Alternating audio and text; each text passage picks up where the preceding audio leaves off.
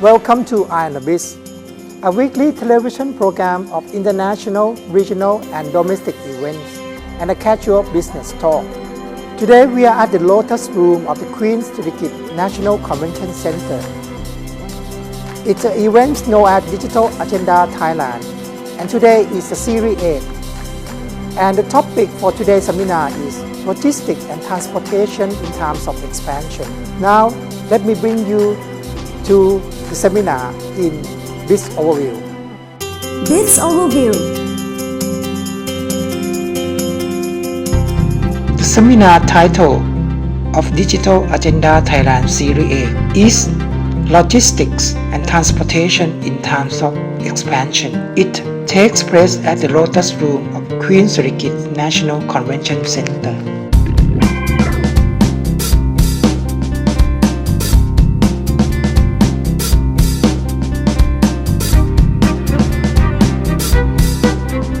The half-day seminar happens as the government of Prime Minister Yingluck Shinawatra plans to spend 2 trillion baht on upgrading the country's transportation infrastructure, mainly on rail system. The seminar started with Associate Professor Sutham Yunaitam, welcome speaker and participant to Digital Agenda Thailand Series 8. Then, Police General Vichian Potposi, Permanent Secretary of Transport Ministry, gave a keynote speech in which he said Thailand's transport infrastructure are still not efficient and lags behind its competitors.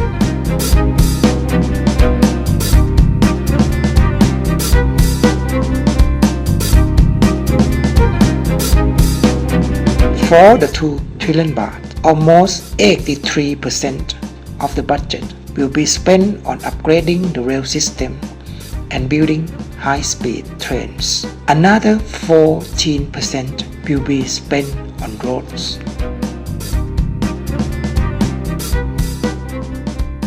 Then the seminar is followed by 3 panel discussions. The topic of the first one is the direction of logistics and transportation of Thailand in the future. The second one is Thailand's preparedness in expanding its logistics and transportation. And the last one is the human resource aspects of the expansion.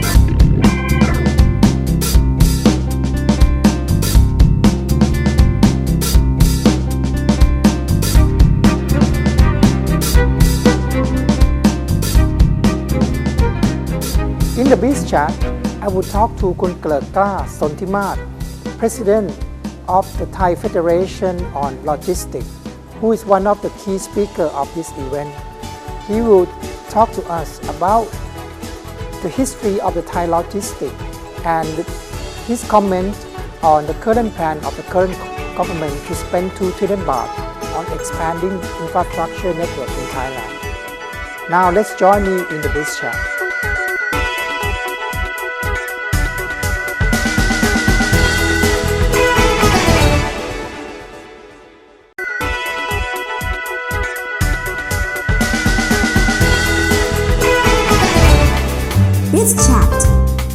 Hello, now we are in a more relaxing atmosphere at the restaurant in the Retro Cafe at the Queen's Circuit National Convention Center.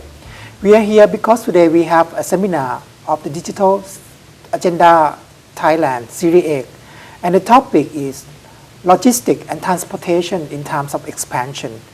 And now we are here with the speaker of the seminar, Kun Klerka, who is the President of Thai Federation on Logistics.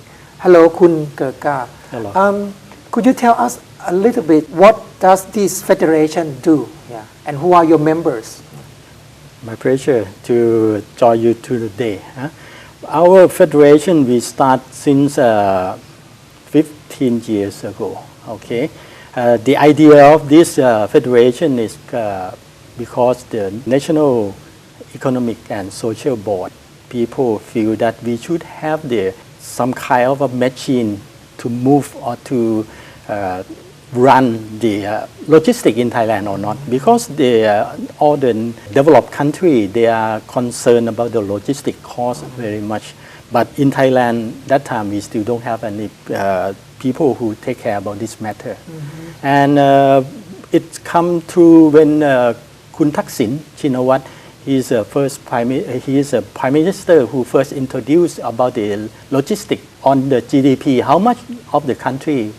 So that time, all the federation, just like the Board of Trade, Federation of the Industry of Thailand, and the Association of the Bankers, they gather with the NESDB to form up the working committee how to do or get rid of the too high logistic costs in Thailand.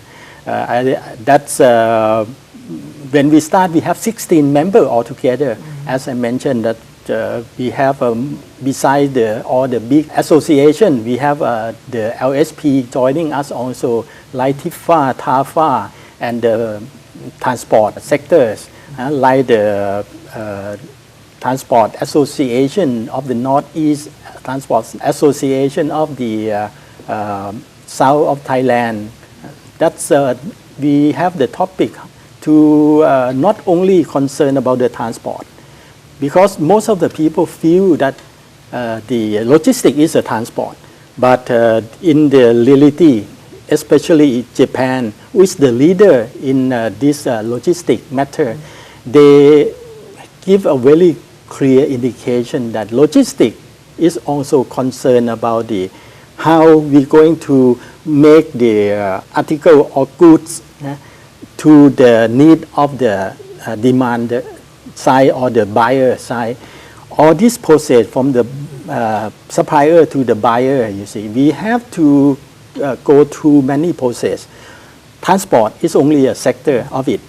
And the planning of the good logistic, we should plan since we get the order from the customer that how can we cope, not only the cost, the design, but we have to make it more convenient for the buyer that what they need should be happy, and then they agree to pay. I think that's most of all how much they can pay. It depends on the happiness that they work out with the supplier. And so your member, the member of the Thai Federation and Logistics Association, they are not individual, right? Right? Yeah. Okay. And your member include transportation of both air, sea, road, and rail? Or who are your main members, major member of your federation? Frankly speaking, that after it's established, then most of the federation or the Board of Trade, they feel that in this area they can do by themselves. So they try to introduce their own. And you can see lately that they have their own thinking how to cope with the logistics. And I think they realize that, as I mentioned, logistics is not only the transport. We have logistics in the factory side, how to make it more viable, capable to cut costs, to make it according to the design of the customer. So logistics in the factory itself, we need many measures, many equipments, just like lean logistics. How to improve the manufacturing of the goods. So they try to introduce their own.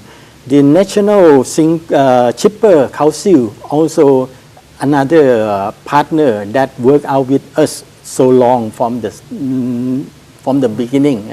And the rest is the service provider that still get along with us quite well. Since yourselves, Kun Kerka, you also have been in this business of logistic business for over 40 years. Are you satisfied with the developments and progress of this sector in the past 40 years in Thailand?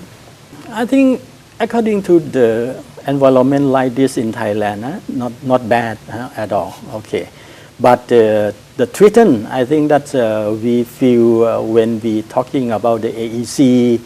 that we're going to have it the next 2 years. Logistics is one of the sector that most of the member of ASEAN, they feel that they should get some cake or some share. That's why they put this agenda to be effective. I think sooner than many of the sectors, other sector. So that's why logistics, I think now most of the member of the ASEAN can have up to 70% share in the logistics sector.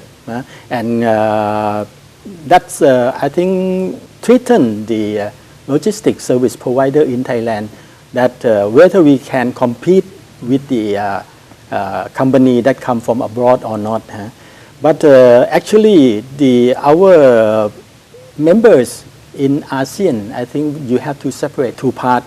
First part is the continental. Beside the CLMV, you have the Singapore, Malaysia in the south.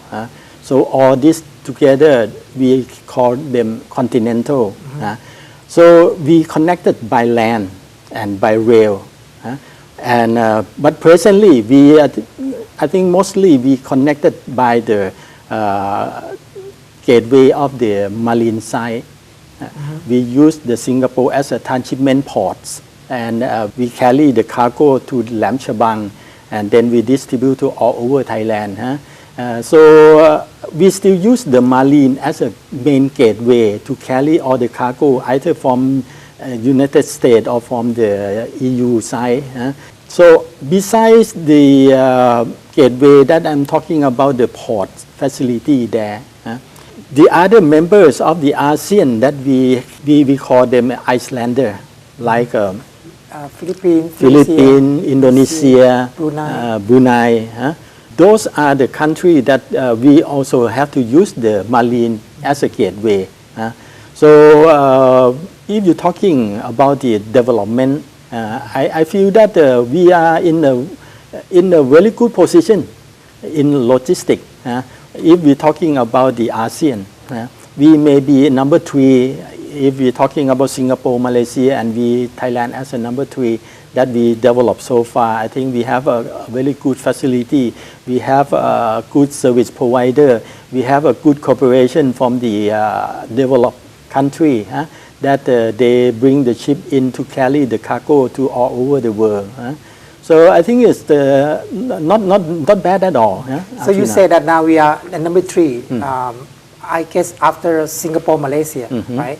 So with the coming of AEC in the very next few years, are we able to really compete with our competitors, these two countries? In the modern world, I think we need the cooperation from the outside world. We hardly can say that whether they are competitors. We have to set up a certain non-tariff barrier to, let's say, make it more difficult for them to come into Thailand or not. I think we have to look in the other way that logistics, I think, is something that you have to learn that it moves very fast. You cannot use the same system that you have 5 years, 10 years. You can look at the custom procedure. The way that we bring the cargo out from the port, the gateway, as I mentioned. Before we use the hard copy, we have to work out the custom broker have to fill all everything. And then we develop into the EDI system.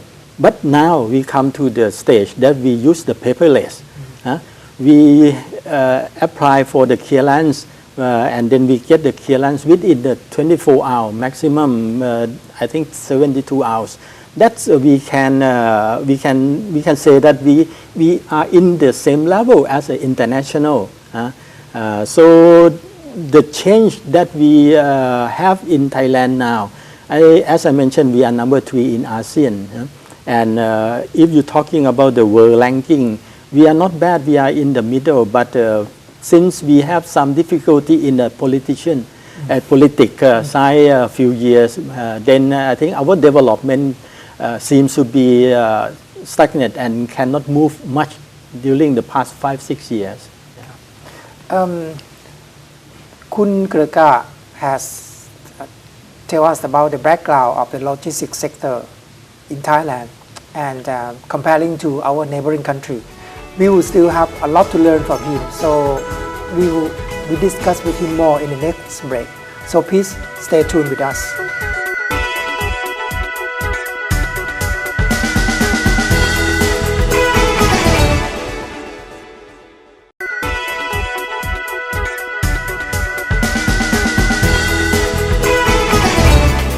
Let's chat. So Kun Kerkan, we are here at this seminar on the logistics and transportation in terms of expansion. And the speaker has talked about the plan by the current government to spend 2 trillion baht on boosting up infrastructure in Thailand.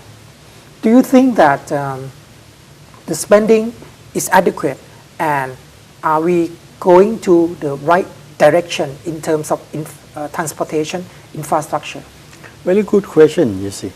I would like to ask you back whether we can stop them to invest or not, you see. I think the process is beyond that already.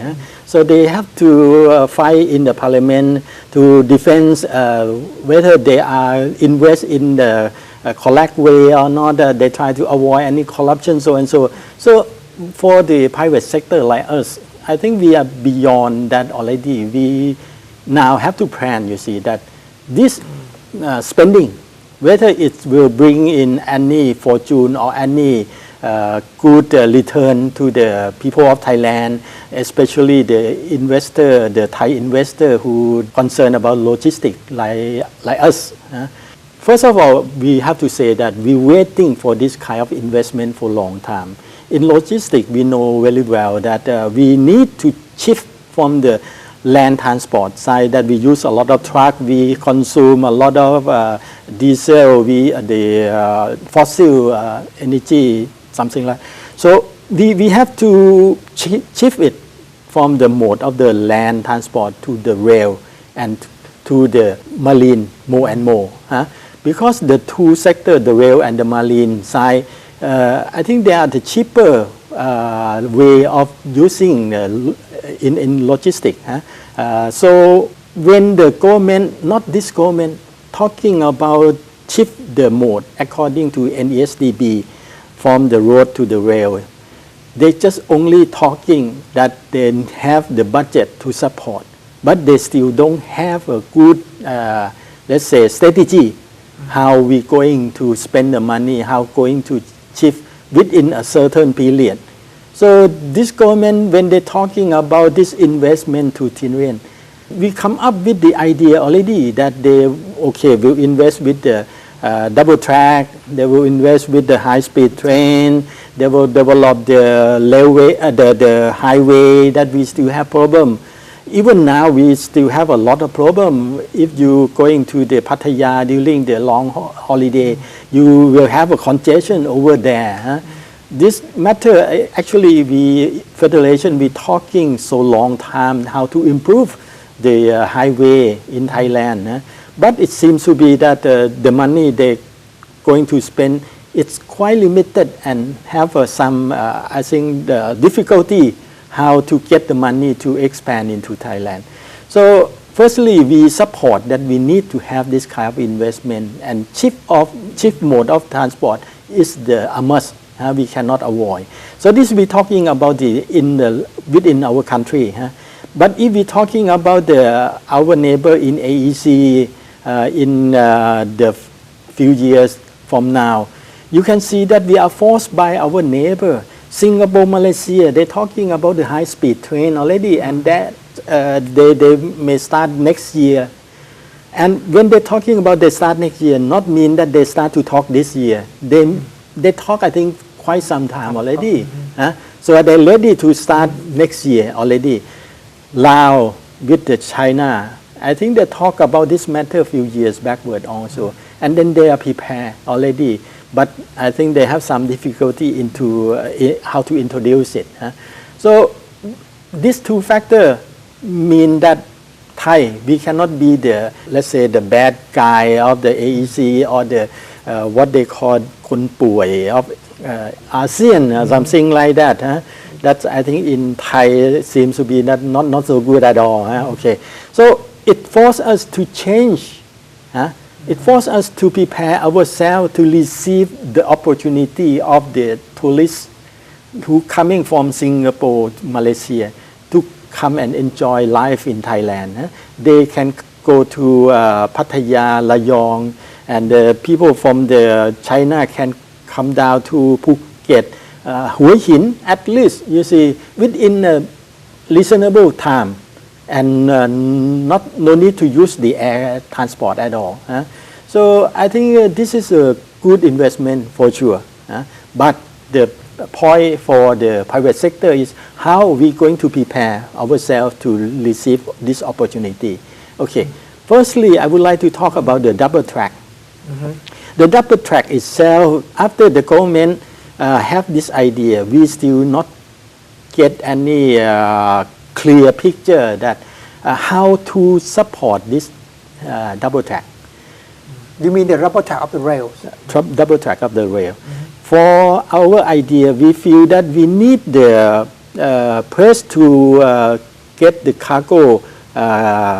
We should have the area that we should have the let's say collective of the cargo and feeding to the double track. Because I think you cannot go and deliver the cargo to the station, the present station of the double track. You need the press to gather all the cargo. Cargo depot or something like that. You can call that, or you can call that a distribution center, something like that. Because not only you receive the cargo, that you have to distribute the cargo also that you receive from the train system, the rail system. How to set up those facilities, and that facility should not be so far away from the rail. From the rail. Otherwise, that will be the logistic cost also. And the government doesn't talk about that yet. They still don't have the good plan how we're going to do this one. And if we have a good location all over Thailand, you see, to support the double track, and when the private sector see this is the opportunity for us to set up the facility there, then I think the economy of the local will be booming up, because we set up some kind of opportunity for them to have, let's say, the trading in the local. And then we need the innovation of the local people, how they're going to upgrade their cargo to suit for the export, or at least, you see, maybe can support the high-speed train. As government talking a lot about this matter, that we can have a certain kind of cargo carried by the high-speed train, so we can sell it to the southern China in the next 7 years that we have this high-speed train. So this plan of the private sector should not wait until the government finish the 7 years but project. We have to work along, and this is a good time that we should start. We should have a research to assist the SME, what they can do, how they can improve the cargo to suit with the next opportunity that is coming. So this is a process of how we prepare ourselves. And if we talking about the distribution center, the easy or the quick thinking that I can have now, you can see the example of CP. Or I think they're talking when they emerge with the macro, they already start thinking that they should have a good distribution center all over Thailand, all over our country. More than 50 press that will start to happen. So you can see that the big conglomerate like CPO, they already have the idea this. So we are in the SME, so how we going to have the, let's say, supporting to the big corporate like that, because we anyhow seems to be in the same cluster. How we going to support them that they're going to have the big distribution center like that. But the matter is the detail of the planning still not yet come out. And then we have to work with the government, because if the SME they're going to invest, they need the funding. Where is the source of fund that we can have it? Because the interest maybe we cannot obtain a good interest for investment from the bank that we have at present. So to improve the logistic sector in Thailand, it's just not only building the infrastructure. The government has to also think about the network to support the infrastructure. And today, we would like to thank Kun Gerka a lot for sharing this excellent knowledge with us. We hope that we will be able to have you with our program again in the near future. ขอบคุณคุณเกิดกล้ามากนะครับ